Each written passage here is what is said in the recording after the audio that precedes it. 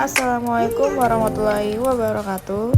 Di sini saya ingin memenuhi tugas middle test sejarah dakwah. Perkenalkan, nama saya Hanifah Ramaldina Putri dengan NIM 220104010052 dan ada dosen pengampu sejarah dakwah yaitu Ibu Rizkiatul Hasanah SOS MSOS. Di sini saya akan memberitahu konsep pembahasan yang ada di dalam mind mapping sejarah dakwah. Yang pertama, pengertian ruang lingkup dan fungsi sejarah dakwah. Yang kedua, setting sosial bangsa Arab sebelum Islam. Yang ketiga, konsepsi dan posisi sejarah dakwah Rasulullah. Yang keempat, sejarah dakwah Rasulullah. Yang kelima, dakwah Islam pada masa Khulafaur Rasyidin. Dan yang terakhir, dakwah Islam pada masa Daulah Umayyah. Oke, kita akan masuk ke pembahasan yang pertama, yaitu pengertian ruang lingkup dan fungsi sejarah dakwah. Yang pertama ada pengertian sejarah dakwah. Sejarah dakwah berasal dari dua kata, yaitu sejarah dan dakwah. Sejarah berasal dari bahasa Arab sajarah yang berarti pohon. Dakwah secara etimologis atau logotan berasal dari kata da'a yada'u da'watan. Kata da'a mengandung arti menyeru, memanggil, dan mengajak. Dengan demikian, sejarah dakwah dapat diartikan sebagai peristiwa masa lampau umat manusia dalam upaya mereka menyeru, memanggil, dan mengajak umat manusia kepada Islam, serta bagaimana reaksi umat yang diseru dan perubahan-perubahan apa yang terjadi setelah dakwah digulirkan, baik langsung maupun tidak langsung. Ruang lingkup sejarah dakwah. Pembatasan ruang lingkup kajian dakwah berangkat dari jawaban pertanyaan, kapan dakwah Islam dimulai? Ada dua pendapat besar mengenai permulaan dakwah. Yang pertama, penelitian yang menjadikan permulaan dakwah adalah pada masa Rasulullah SAW. Pendapat ini merujuk kepada terminologi khusus dari dakwah Islamiyah, bahwa Islam adalah agama yang dibawa oleh Nabi SAW. Yang kedua, peneliti lain berpendapat bahwa permulaan dakwah adalah sejak diutusnya para nabi dan rasul. Pendapat ini merujuk kepada terminologi umum dari dakwah Islamiyah, bahwa dakwah para nabi hakikatnya adalah satu. Seluruh rasul telah menyampaikan Islam dalam arti yang luas. Bagi peneliti yang berpendapat bahwa sejarah dakwah Islam dimulai sejak adanya Rasul, mereka memulai kajiannya dari dakwah Nabi Nuh alaihissalam. Alasannya adalah karena Nuh merupakan Rasul pertama yang diceritakan oleh Al-Quran tentang aktivitas dakwah. Berdasarkan dua pendapat, maka bahasan mata kuliah sejarah dakwah seharusnya dapat dimulai sejak dimulainya dakwah, yaitu sejak Nabi Nuh alaihissalam, sejak dakwah dunia Islam modern. Sedangkan aspek kesejahteraan yang dipotret adalah aktivitas umat dalam memenuhi perintah Allah SWT untuk menyebarkan agama, membina masyarakat, melakukan transformasi sosial budaya, memelihara agama, dan mempertahankan dari serangan musuh-musuh Islam. Sejarah Islam juga memotret bagaimana memperjuangkan menegakkan agama dalam rentang masa yang begitu panjang ini. Pasang surut. Fungsi-fungsi sejarah dakwah. Yang pertama, untuk mengetahui bagaimana strategi perjuangan para rasul dan kegigihan mereka dalam menyebarkan dakwah tauhid. Yang kedua, mengidentifikasi penyakit umat setiap zaman dan bagaimana mencari jalan keluar dari penyakit tersebut. Yang ketiga, menentukan sikap dalam berdakwah dengan bercermin dari sejarah yang benar. Yang keempat, mengetahui faktor kemajuan dan kemunduran dakwah dari masa ke masa. Yang kelima, Mengetahui sejauh mana dakwah Islam telah memengaruhi dan merombak jalannya sejarah atau berhasil menciptakan realitas sosikultural baru. Yang keenam, memprediksi apa yang bakal terjadi dengan Islam di masa mendatang. Kala rangka penataan kehidupan masyarakat baru. Yang ketujuh, untuk memupuk semangat perjuangan para dai. Tentang sejarah dakwah dalam Al-Quran. Sejarah dalam Al-Quran adalah sejarah yang mengungkapkan tentang siklus kehidupan dan sunatullah yang tidak pernah berubah. Al-Quran selalu mengungkap pertarungan antara hak dan batil, yang pada akhirnya kemenangan yang lebih diartikan dengan kesuksesan meraih sesuatu yang dicita-citakan di dunia. Oke, kita masuk ke pembahasan yang kedua, adalah setting sosial bangsa Arab sebelum Islam. Peradaban Romawi Timur. Pada tahun 753 sebelum Masehi, kerajaan Romawi didirikan dengan ibu kota di Roma. Kerajaan Romawi pecah menjadi dua pada bulan Mei tahun 30 Masehi, yaitu sebagai berikut. Yang pertama, Kerajaan Romawi Barat, ibu kota di Roma, dan rajanya adalah Hercules 610 sampai 640 Masehi. Yang kedua, Kerajaan Roman Timur, ibu kota di Konstantinopel, dan rajanya adalah Konstantinus Agung. Kerajaan Romawi Timur berhasil mencapai peradaban yang tinggi. Berikut ini adalah hasil dari peradaban kerajaan tersebut. Yang pertama, agama.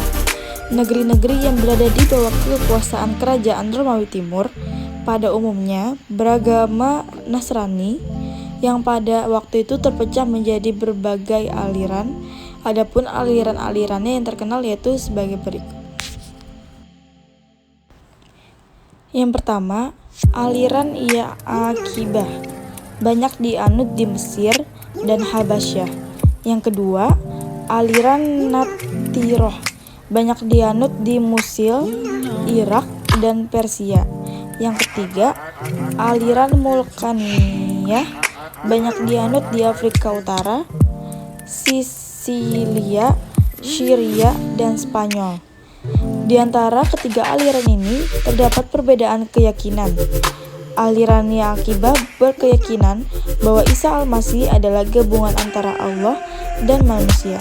Sementara itu, aliran Natsiroh dan Mulkaniyah berkeyakinan bahwa dalam diri Al-Masih terdapat dua tabiat, yaitu tabiat ketuhanan dan tabiat kemanusiaan. Yang kedua, filsafat. Jika berbicara mengenai filsafat dalam kebudayaan Romawi, kita juga harus membicarakan kebudayaan Yunani. Hal itu disebabkan kebudayaan Romawi pada hakikatnya adalah lanjutan dari kebudayaan Yunani. Georgi Zaidan, pujangga Syria, membagi kebudayaan Yunani menjadi 7, yaitu sebagai berikut. Yang pertama, masa dongeng atau mitologi sampai dengan 900 sebelum Masehi. Masa ini merupakan masa Yunani kuno di mana seluruh kebudayaannya penuh dengan dongeng. Yang kedua, masa pahlawan 900 sampai 700 sebelum Masehi. Pada masa ini, hasil-hasil kebudayaan menggambarkan semangat kepahlawanan seperti kumpulan syair yang berjudul Ilas dan Odyssea karangan Homerus. Yang ketiga, masa lirik atau perasaan 700 sampai 500 sebelum Masehi. Masa ini adalah masa kolonisasi Yunani di daerah Timur Tengah dan Afrika Utara, serta masa berkuasanya para tiran. Yang keempat, masa keemasan 500 sampai 323 sebelum Masehi. Pada masa ini, sajak-sajak filsafat dan sejarah mengalami masa kejayaan. Yang kelima, masa Iskandaria atau Alexandria. Pada masa ini, pusat kebudayaan pindah dari Athena ke Iskandaria. Kota tersebut kemudian menjadi pusat ilmu dan filsafat. Yang terakhir, masa Yunani Romawi. Pada masa ini, wilayah kekuasaan Yunani jauh kepada kekuasaan Romawi. Dengan demikian, kebudayaan Yunani mengalami kemunduran. Akan tetapi, orang-orang Kristen memperbarui mereka dan berhasil masuk ke wilayah Romawi Timur. Peradaban Persia. Kerajaan Persia merupakan saingan dari kerajaan Romawi Timur, di mana antara dua kerajaan tersebut terus-menerus terjadi peperangan karena masing-masing berebut daerah kekuasaan dan pengaruh. Pada waktu Yustianus menjadi Raja Romawi Timur, kerajaan Persia berada di bawah Raja Anushirwan dan dinasti Sasanid yang terkenal sangat adil. Anushirwan dengan pasukan berkuda dan pejalan kaki menyerbu daerah-daerah Romawi Timur hingga jatuh satu persatu, sedangkan Yustianus mengadakan perlawanan di bawah panglimanya Belisarius. Selanjutnya terjadi perang selama 20 tahun dengan kesepakatan di mana Yustianus harus membayar upen kepada Anushirwan setiap tahun sebanyak 30.000 dinar. Peradaban Arab Jahiliyah. Jazirah Arab adalah tempat lahir dan berkembangnya Islam. Oleh sebab itu, perlu dijelaskan mengenai geografi penduduk, politik, ekonomi, sosial, dan agama di Jazirah Arab sebelum Islam lahir. Jazirah Arab terletak di bagian barat daya benua Asia dan merupakan semenanjung yang dikelilingi Laut Merah, Samudra Hindia, dan Teluk Persia. Negeri-negeri yang ada di Jazirah Arab pada umumnya berupa padang pasir. Meskipun demikian, tidak semua wilayahnya tandus. Ada pula wilayah yang subur. Kesimpulan dari pembahasan yang kedua, Kerajaan Romawi pecah menjadi dua pada bulan Mei tahun 30 Masehi. Kejayaan Kerajaan Romawi Timur pada masa pemerintahan Raja Yustianus I 527 sampai 565 Masehi. Kerajaan Romawi Timur berhasil mencapai peradaban yang tinggi.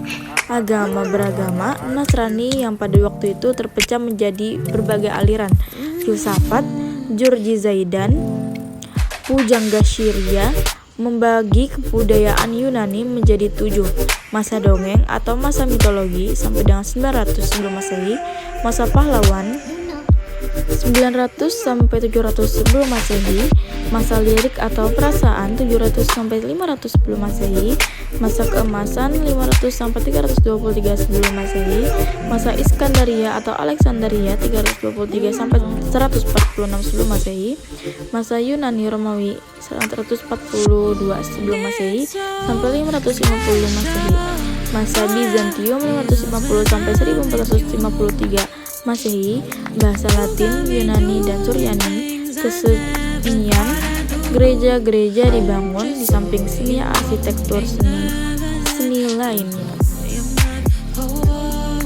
Masuk ke pembahasan yang ketiga adalah konsepsi dan posisi sejarah dakwah Rasulullah.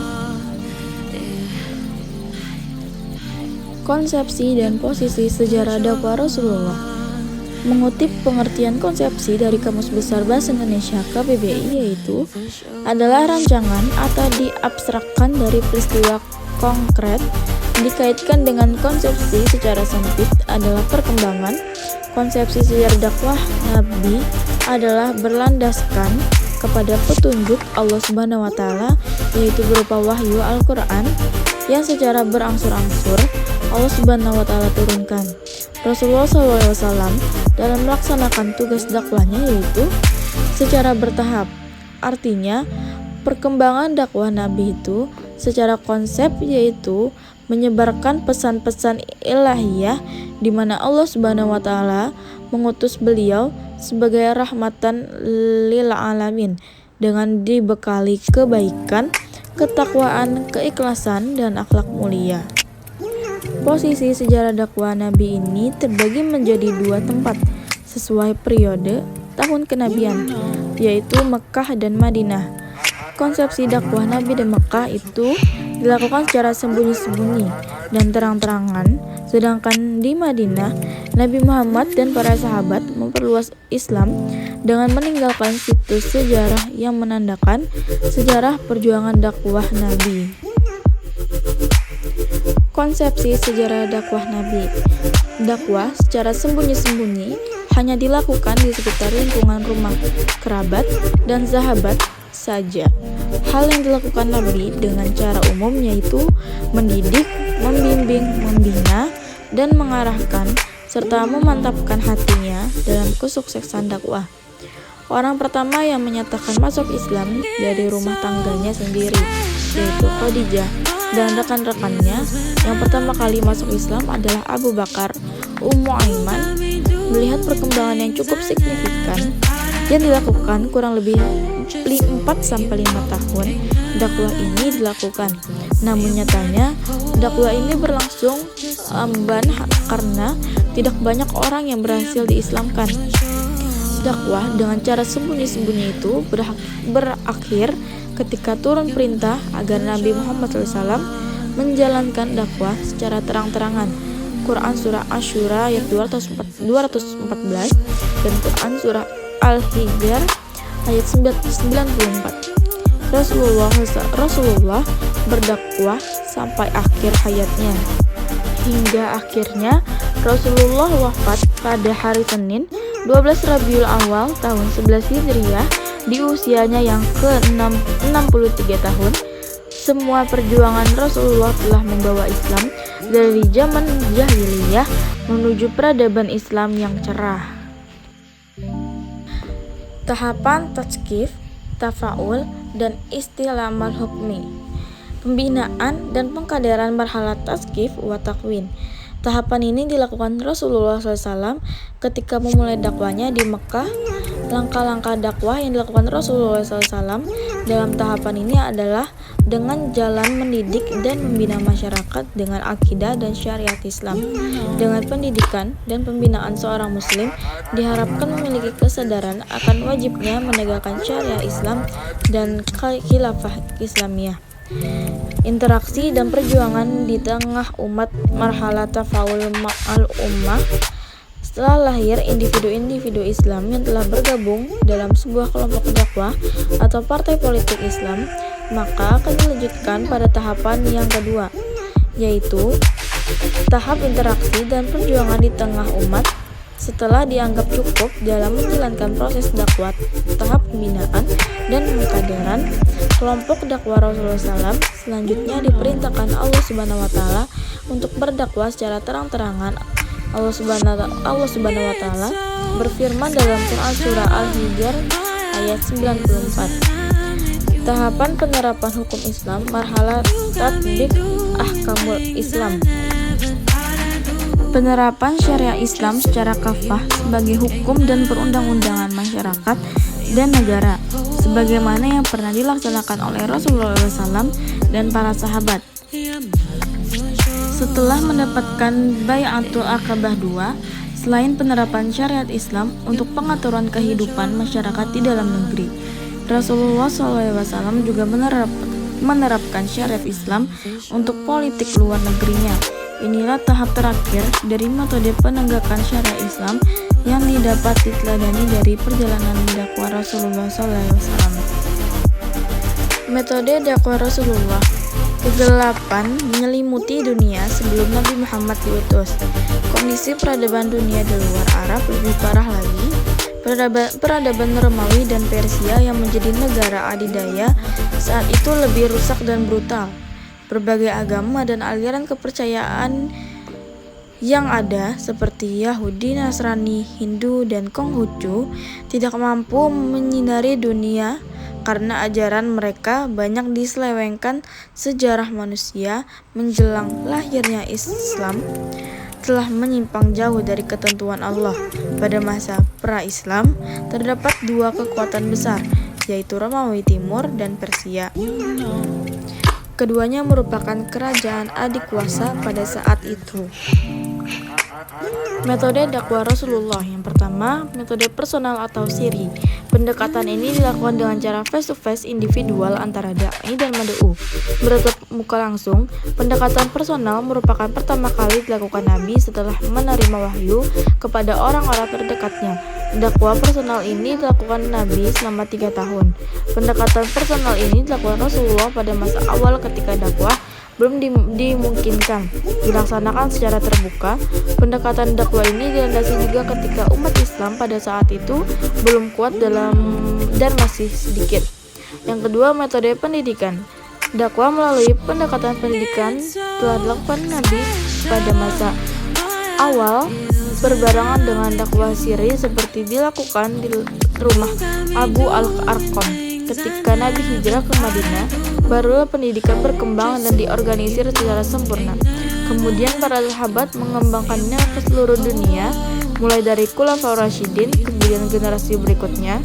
Tempat-tempat yang dijadikan sebagai tempat untuk mendidik para sahabat baik di Mekah maupun di Madinah, yaitu Dar al-Arqam, rumah Nabi, Al-Suffah, Dar al-Qur'a, Dar al-Qur'a, Kutab, masjid, dan rumah para sahabat. A. Dar al-Arqam, rumah Al-Arqam. Tempat yang digunakan pertama kali adalah rumah Abu Arqam. Ia sendiri sebenarnya bernama Al-Arqam bin Abu Manaf, karena Abu Manaf dikenal dengan nama Abu Al-Arqam. Maka Al-Arqam kemudian lazim dipanggil Al-Arqam bin Al-Arqam. Di tempat tersebut, Umar bin Khattab memeluk Islam pada tahun ke-6 kerasulan. Keislaman Umar disambut gembira oleh Nabi dan para sahabat sehingga dijadikan momentum untuk berdakwah secara terbuka. Patut dicatat pula, pendekatan pendidikan di rumah Al-Arqam memiliki kemiripan dengan model pendidikan pesantren. Rumah Nabi SAW. Ada dua pendapat mengenai rumah Nabi yang dijadikan tempat pendidikan, apakah rumah ketika Nabi dilahirkan atau ketika Nabi telah menikah dengan Khadijah. Apabila rumah yang dimaksud pendapat pertama, maka rumah tersebut sampai sekarang masih ada, yaitu rumah di Syekh Amir Makkah yang sekarang menjadi perpustakaan Mamlukah Saudiyah. Namun apabila ini maksud rumah Nabi pada pendapat kedua, saat ini tidak dapat dilacak keberadaannya. Al-Suffah. Pada saat Nabi hijrah dari Mekah ke Madinah, yang pertama kali beliau bangun adalah masjid. Di dalam masjid-masjid yang beliau dirikan, terdapat ruangan khusus diperuntukkan untuk pendidikan, di samping juga untuk menampung sahabat yang tidak mampu. Ruangan tersebut dikenal dengan Al-Suffah. Pendidikan di Al-Suffah relatif terorganisir dengan baik karena di Madinah Nabi Muhammad di samping mengemban misi profetik juga sebagai pimpinan politik. Dar al-Qur'an bermakna rumah para pembaca Al-Quran. Di dalamnya diajarkan baca, tulis, dan menghafal Al-Quran. Al-Quran merupakan sumber motivasi, inspirasi, serta ilmu dari segala ilmu. Kutab. Di Madinah juga terdapat lembaga pendidikan yang disebut Kutab. Alumninya yaitu Abdullah bin Mas'ud, Zaid bin Sabit, yang pada saat itu masih kanak-kanak. Kutab berarti tempat belajar. Biasanya kutab tempat belajar bagi anak-anak. Penamaan kutab ini untuk membedakan dengan Al-Suffah yang dikhususkan bagi orang dewasa, sedangkan kutab bagi kanak-kanak semacam pendidikan bagi tingkat dasar. Masjid pada awal Islam di samping untuk sholat juga digunakan untuk belajar. Pada masa Rasulullah hidup di Madinah, terdapat 9 buah masjid. Rumah para sahabat.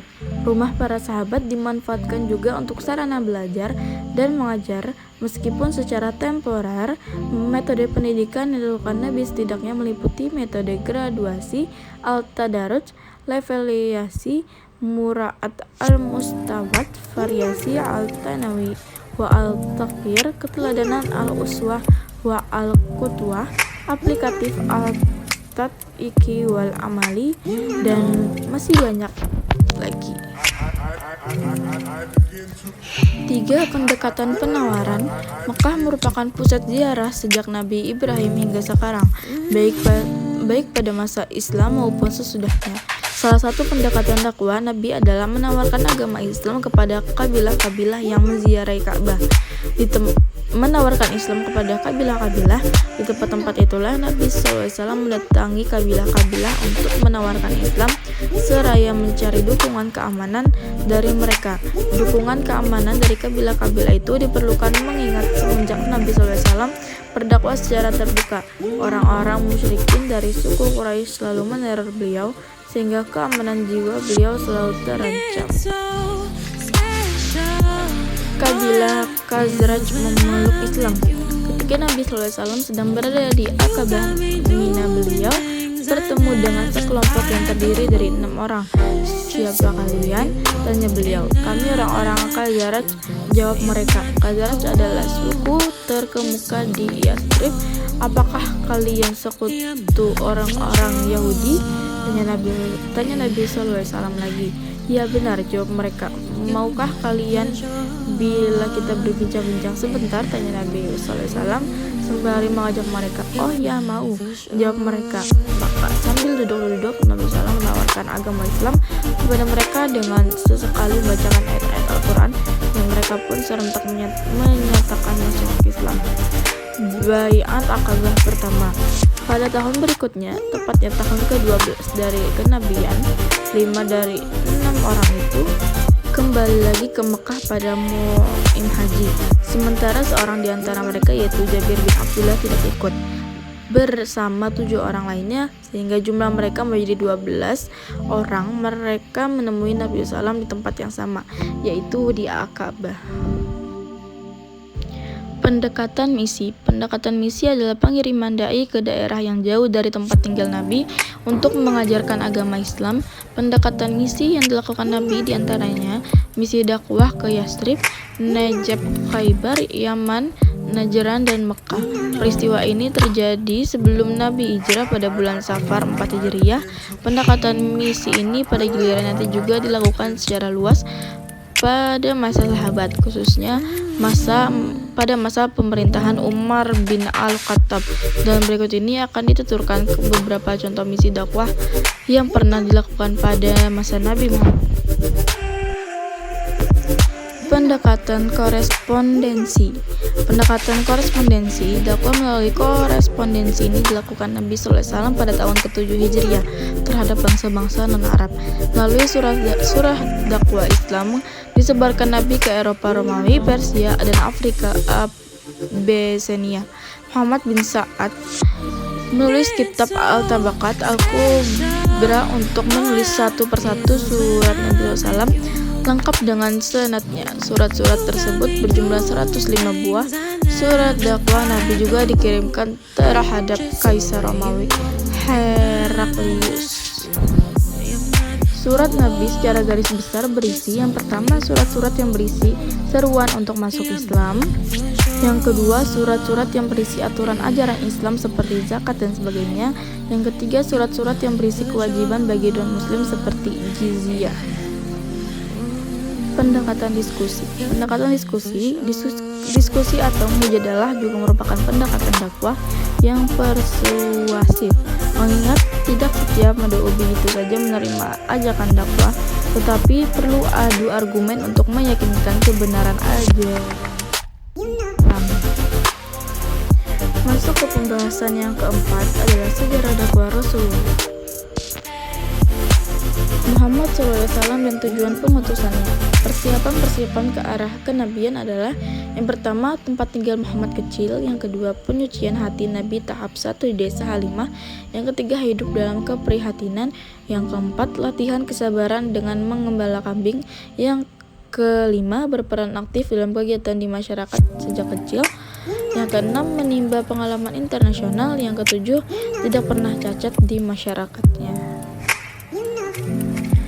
Kondisi objektif masyarakat Arab saat Nabi diutus. Yang pertama, kondisi keagamaan; yang kedua, kondisi politik dan hukum; yang ketiga, kondisi sosiokultural; yang keempat, kondisi ekonomi; dan yang terakhir, modal dasar yang baik. Materi dan metode dakwah Nabi Muhammad SAW. Langkah bertahap dalam pencapaian dakwah sebagai berikut. Yang pertama, berdakwah secara rahasia selama 3 tahun. Yang kedua, berdakwah secara terang-terangan terhadap penduduk Mekah. Yang ketiga, berdakwah di luar Mekah. Al-Mubarakfuri menyimpulkan materi dakwah di Mekah yaitu yang pertama tauhid, yang kedua iman kepada hari kiamat, yang ketiga pembersihan jiwa dengan menjauhi segala kemungkaran dan kekejian yang menimbulkan akibat buruk, dan dengan melakukan hal-hal yang baik dan utama. Yang keempat, penyerahan segala urusan kepada Allah, dan yang terakhir, semua itu setelah beriman kepada risalah Muhammad.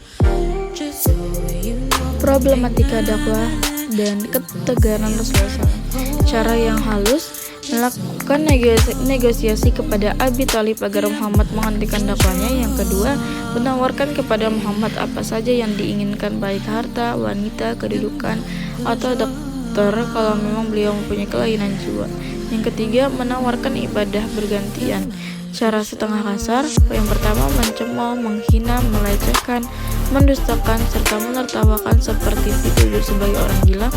Yang kedua, melontarkan propaganda palsu dengan mengatakan bahwa ajaran Muhammad adalah dongeng orang-orang terdahulu. Cara kasar, yang pertama menebar duri di tempat Rasul lewat.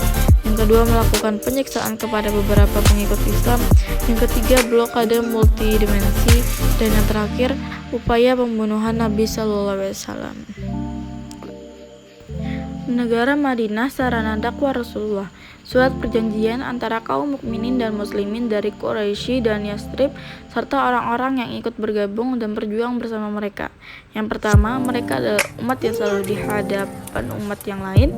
Yang kedua, kaum muhajirin dari Quraisy sesuai dengan kemampuan mereka bersekutu dalam membayar diat, dan mereka menebus tawanan mereka dengan kabilah kaum Ansor sesuai dengan kemampuan mereka bersekutu dalam membayar diat terlebih dahulu, dan setiap kelompok dari mereka menebus tawanan mereka dengan makruf dan adil di antara kaum mukminin. Yang ketiga, seorang mukmin tidak boleh membunuh mukmin karena membela orang kafir. Yang keempat, seorang mukmin tidak boleh membela orang kafir terhadap orang mukmin. Masyarakat Madinah di bawah naungan syariat Islam. Bidang ekonomi Islam, langkah kebijakan perbaikan ekonomi. Penduduk yang diambil oleh Rasulullah adalah sebagai berikut. Yang pertama, berdoa kepada Allah agar memberikan Syah dan Mutbadinah 2 kali lipat dari keberkahan Makkah. Yang kedua, menetapkan sistem saling mewaris antar sesama muslim yang dipersaudarakan.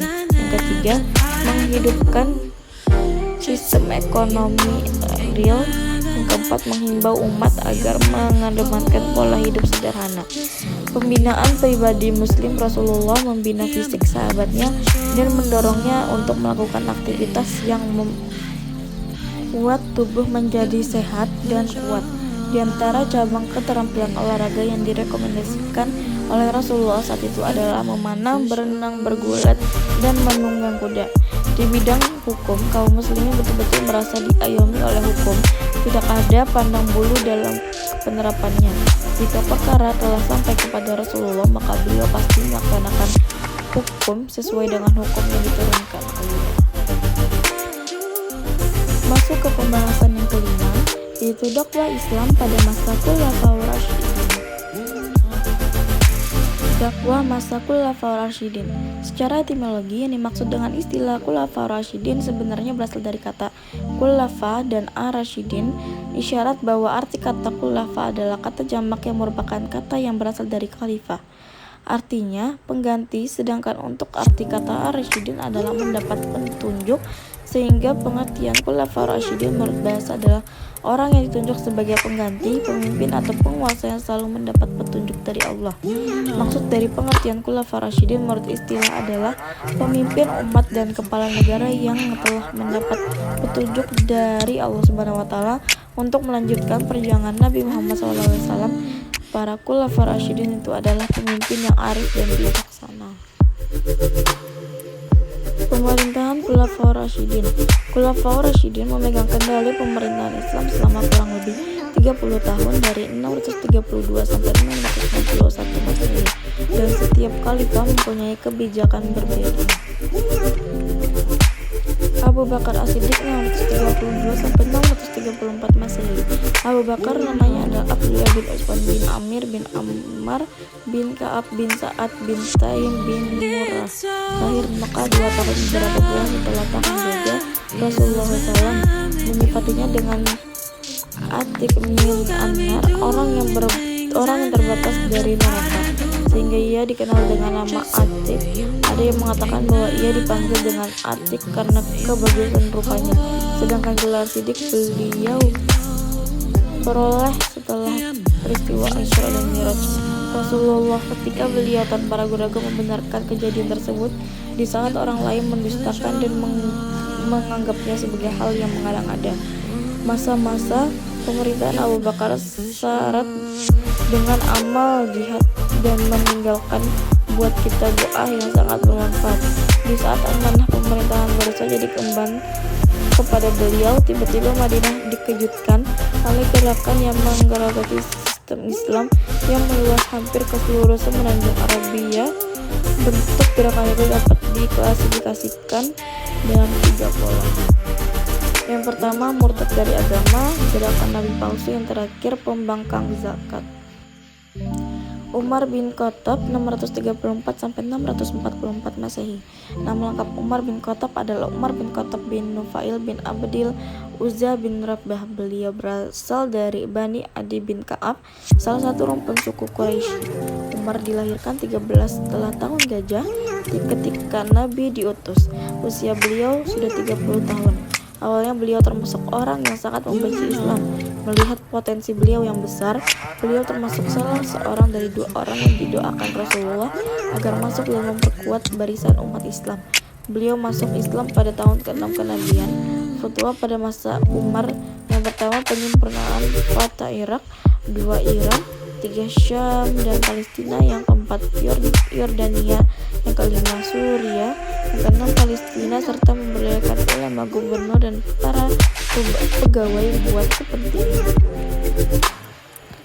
Utsman bin Affan 644 sampai 655 Masehi. Nama lengkapnya Utsman bin Affan bin As bin Umayyah bin Abdi Syams bin Abdi Manaf. Ibunya bernama Arwa binti Quraisy dari Bani Abdi Syams. Beliau dilahirkan di Taif 6 tahun setelah tahun gajah.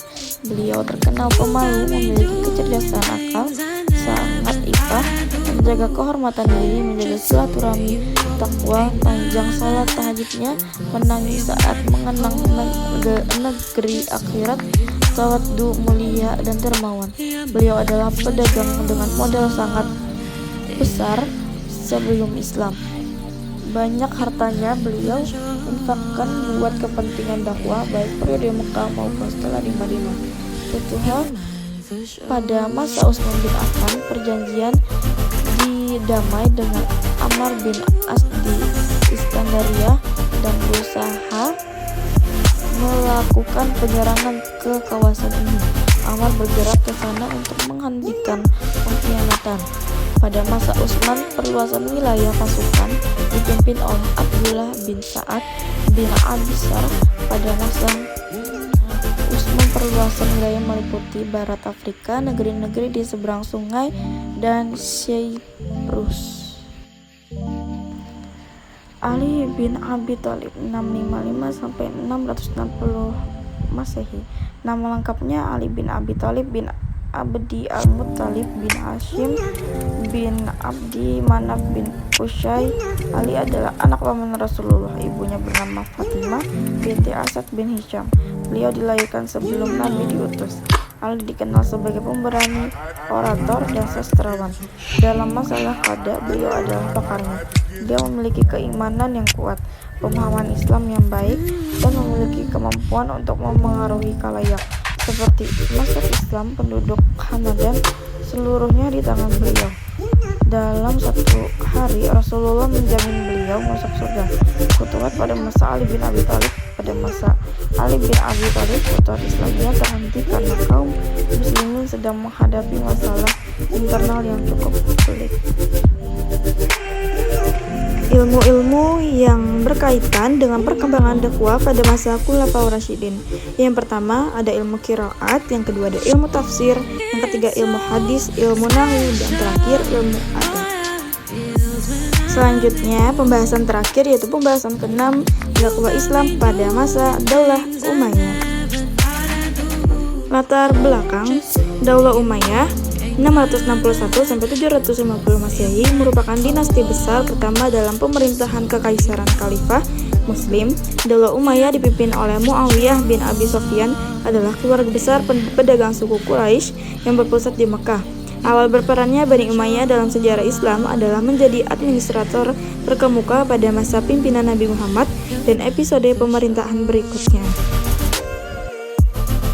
Pertumbuhan ilmu pengetahuan. Sejak dahulu kala, kemajuan suatu bangsa selalu ditandai dengan kemajuan dalam bidang ilmu pengetahuan dan budaya.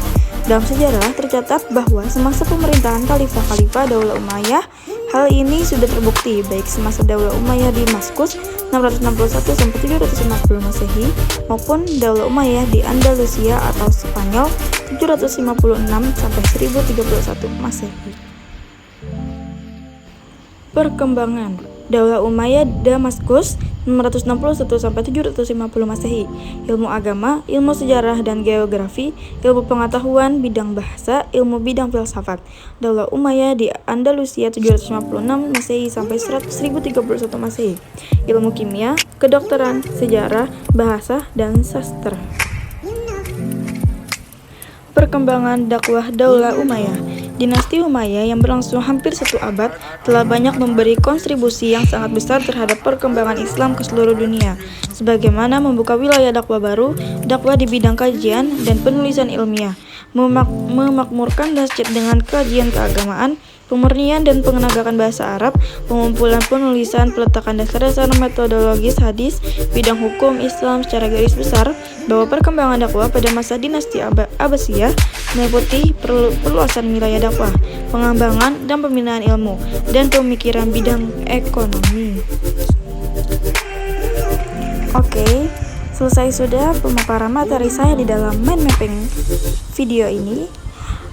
Apabila terjadi kesalahan kata, penulisan, dan juga pembahasan yang kurang lengkap, mohon dimaafkan. Saya Hanifah Rahmatinda Putri pamit undur diri. Wassalamualaikum warahmatullahi wabarakatuh.